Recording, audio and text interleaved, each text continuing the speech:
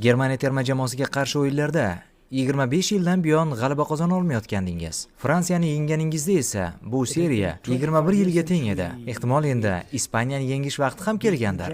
Buni ko'ramiz. Biz faqat g'alaba haqida o'ylayapmiz. Har bir o'yinning o'ziga xos tarixi bo'ladi. Biz Germaniyani uzoq yillar davomida yenga olmaganimizni bilardik. Ammo tarix o'zgaradi. Yangi sahifalar yoziladi. Biz bilan ham xuddi shunday bo'ldi. Umid qilamanki, ertangi kun Portugaliya uchun omadli bo'ladi va biz nihoyat yutishni xohlayotgan finalda zafar qucha olamiz. Bu oson bo'lmaydi. Chunki finallar doimo og'ir kechadi. Ayniqsa 24 o'yindan buyon mag'lubiyat nimaligini bilmayotgan jamoaga qarshi o'ynasangiz. Ammo Portugaliyaning o'z qurollari bor. Biz maydonga ijobiy kayfiyatda chiqamiz.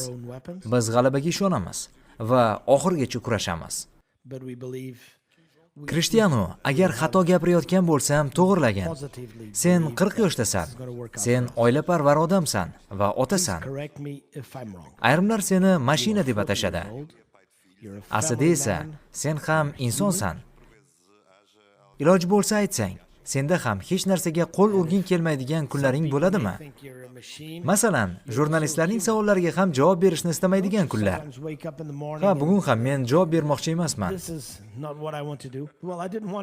Hazır. Albatta, shunday kunlar bo'ladi. Bu faqat menga emas, hammaga tegishli. Axir biz hammamiz odammiz. Ba'zi kunlar yaxshi o'tadi, ba'zilarida esa kayfiyat bo'lmaydi. Ba'zida shunchaki gaplashging kelmaydi. Bu hayotning bir qismi. Men har doim shuni maqsad qilganman. Agar yomon kayfiyatda uyg'onadigan bo'lsam, uni ko'tarishning biror yo'lini topaman. Butun hayotim davomida shu tamoyilga amal qilib yashayapman. Bu faqat futbolga emas, boshqa sohalarga ham tegishli. To'g'ri aytdingiz. Men otaman. Bolalarim bor. Bu men uchun katta mas'uliyat. Lekin bu yoqimli mas'uliyat. Qiziqarli ham. Menga bularning barchasi yoqadi. Sportdagi hayotim ham, undan tashqarisidagi hayotim ham. Bo'lajak finalni avlodlar to'qnashuvi sifatida tasvirlashmoqda. Cristiano Ronaldo Lamine Yamalga qarshi. Portugaliya terma jamoasining o'zida ham avlodlar almashinuvi jarayoni kechmoqda. Bu haqda nima deya olasan?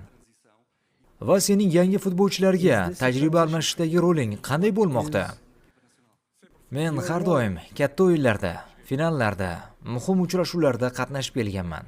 Yoshlarga qarshi o'ynash ham men uchun odatiy hol. Bu meni xavotirga solmaydi. Bunga allaqachon o'rganib qolganman. Ha, bu turli avlodlar. Kimdir endi boshlayapti, kimdir faoliyatini yakunlamoqda. Mening holatimda bu aniq